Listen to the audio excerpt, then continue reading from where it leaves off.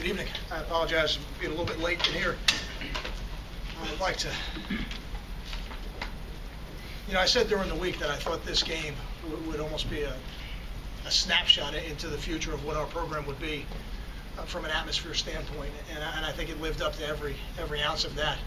I could talk about our crowd today for probably an hour in terms of the energy that they brought to the game, getting in there at an earlier time, I think, than we usually do, staying even when the game seemed very hard at times, and as disruptive a crowd as we've had here probably since the 2006 Louisville game. It was deafening loud when they were on offense in that fourth quarter, and I can't thank them enough for that. That is what a home field advantage should be. It's what a home field advantage can do for a football team, and it's one of the factors in the win today. There's no doubt about it. There's certain statistics you look at this game through, and you find it hard to believe that we won when you look at the turnovers 3-0. But then you look at some other ones in terms of scoring on special teams, making big plays on special teams, stopping the run with two really fine running backs they had, neither one averaging 4 yards a carry, and for us having the ability to run the ball well enough when we needed to,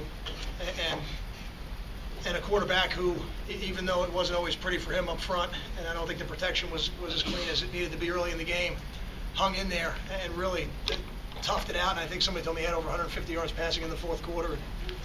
It does not surprise me.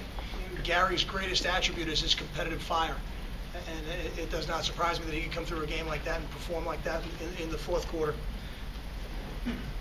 I think Arkansas's got an excellent football team. I think they're very well coached. I think Coach Bielema has done a tremendous job there in a very short amount of time, and I think that's a football team that'll win a fair amount of games this year. So we're excited. We're excited to be 1-0 today, and now we've got a lot of work to do to get ready for our conference schedule. Questions? Kyle, the 98-yard drive, I think Gary finished it off with a touchdown to Carew on fourth down. I mean, just talk about that 98 drive. Did you feel like that's where momentum really changed, and how many big plays have to go into that? I don't know if it's just one moment. I think that fourth down play is a huge play in the game. It's a scoring play. It's fourth down. We're a little too far away against the wind to really attempt a field goal at that point. So we're going to go for it, and it ends up going in the end zone. So it's a huge play, but the punt return Janarian had later in the game that gave us great field position, that's a huge play in the game. Some of those third down stops that the defense had, I look at the drive chart, and I for their, in their second half, after they had scored their touchdown, 3 plays and a punt, 3 plays and a punt goes back for a touchdown, 6 plays and a punt, 3 plays and a punt, 5 plays and a punt, 7 plays and a punt. The defense gave us the opportunity to have enough drives so that we could get back in the game, and this is as complete a team win as I've been a part of in my career. At what point did you realize that Grant could take that ball back for a touchdown? He came right at you in the sidelines. And when did you know that might be? After he clears the last defender. That's usually when I figure he's gone, because Janarian's got great speed. There's no doubt. But Arkansas's got excellent team speed. So until he cleared the last defender, I was not comfortable that somebody wouldn't have an angle on him to catch him. Kyle, that punt return, what did that mean? Because I think at the time it was 24-7 and you guys were looking into something. What did that mean? I think if you're gonna lose the turnover battle 3-0, and you're gonna be down 17 points in the third quarter, you need a play, or you really need more than one play, but that was one of them, to happen to get you back in the game. You can't get back in those games 3 and 4 yards at a time. You need to chunk the field somehow. Sometimes they're 25-yard completions. Sometimes it's a punt return for a touchdown. Sometimes it's a punt return that puts you in the plus territory, so you have a short field. And there's a lot of, and as great a job as Janarian did returning those punts, there's a lot that goes into it. And there's 10 other players on the field that are doing a great job for an extended period of time, covering a lot of distance. That's the thing about special teams. It spans 6 to 8 seconds, and it covers wide ranges of field zones. And there were some tremendous efforts that I think we're going to see on film, and not just Janarian, although his was tremendous as well. When you think of that fourth quarter and what Gary did, the connection with Leonte, just that it goes back one time, how would you describe just the way they found each other in that fourth quarter? I know it's very romantic to think of it like that, but I believe Gary throws the same ball if Brandon Coleman happened to be in the game at that point, or Karan Pratt. And I know that Gary and Leonte have played a lot of football together over the years and have connected quite a few times, but I think it was strictly a matchup and a read and a well-thrown ball and an excellent catch. Kyle, why no victory formation at the end? Is it just a timing mistake? We should have done it on the last play, but when we started the drive, we could not have. So we needed to run some plays at that point to make sure we could get into victory time or downtime, whatever people call it, in their programs. But we could have done it on the last play. Maybe we should have. Kyle, what changed in the defense in that fourth quarter to allow them to halt Arkansas's drives and look like almost every time they touched the ball?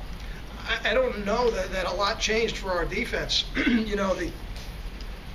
The first drive of the second half, the Arkansas coaches did an excellent job at halftime, and they came out, they had a 10-play drive for a touchdown.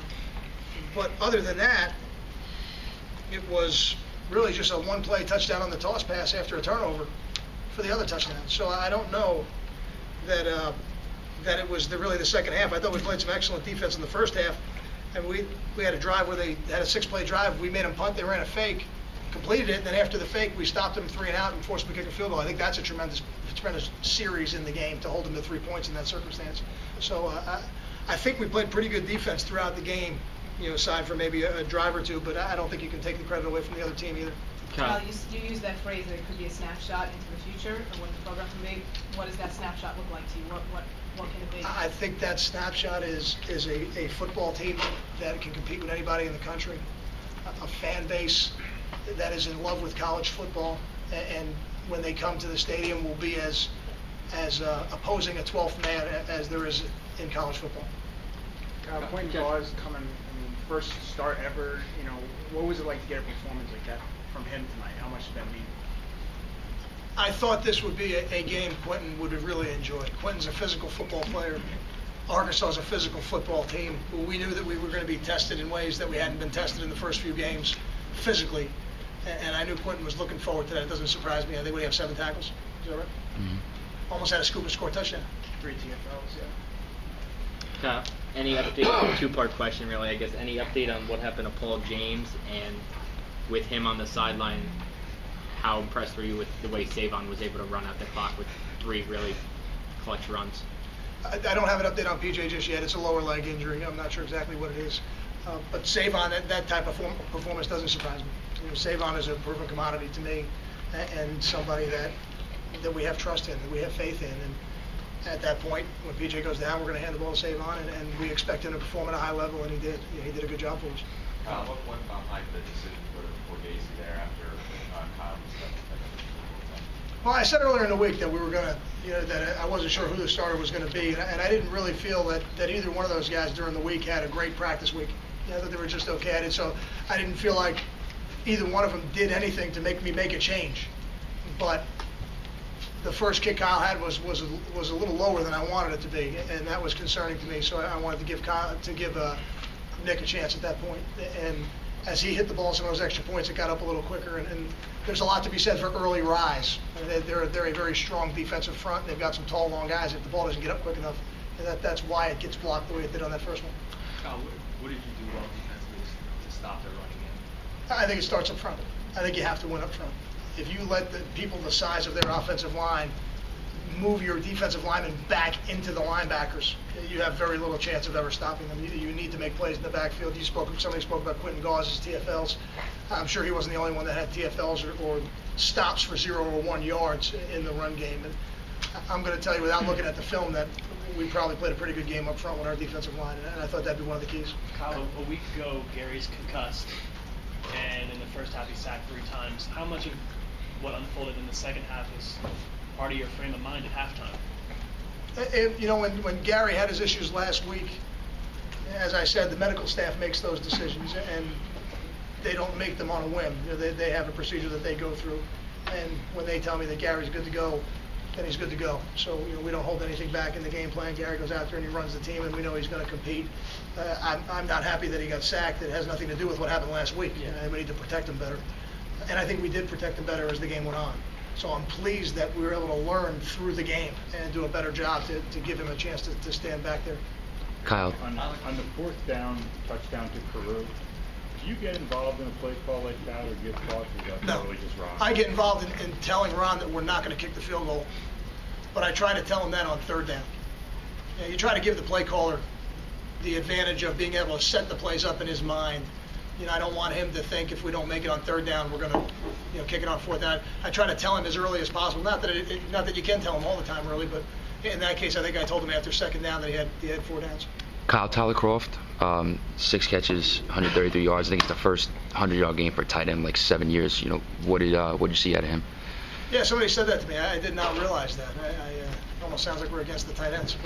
But look, Tyler's got great hands, and Tyler has built himself into a tight end that can play in the run game, and that was the only thing he needed to do to get the opportunity to catch these types of passes. I don't say this as a joke. This is just the reality of it. The tight ends who don't prove themselves in the run game become slow receivers. That's really all they are. And Tyler's done a great job over the last 2 years of getting better and better in the run game. And a tight end like him who can run and catch the way he does, if he can run block proficiently, he's a huge weapon for us because he catches the ball. He does catch the ball like a receiver. Got time for 2 more? Can Grant be a bigger weapon in the offense? Is that something you've considered to look at with his feet? Oh, we have. We have. And he's playing receiver right now. He plays in the slot for us. And, we're fortunate at that receiver position. We've got some very talented players. And, right now he's helping us on special teams and doing a great job. But I think his career is probably going to be a little bit like Leonte's. Leonte spent last year really helping us on special teams, and now everybody sees what he's doing at receiver as well, as he continues to help us on special teams. I think Janarian's going to be the same way. I mean, we're fortunate that he's a selfless player in the fact that he's willing to do that for us. Was there more of an emphasis to get Leonte the ball tonight after the last game, really not having to do much on it? No, it really is just not the way the passing game works for us. We're fortunate between Brandon Coleman, Karan Pratt, Deontay Carew, Ruhan Peel, etc. We've got a number of receivers that, when called upon, can make big plays for us and consistent plays. And tonight was another night that just happened to be, maybe Leonte's where his number got called a little bit more. But I think you saw Brandon Coleman make a huge play in the fourth quarter after not touching it as much early in the game. And again, those are mentally tough football players who are willing and able to play through the game and be ready when their number does get called and not be discouraged.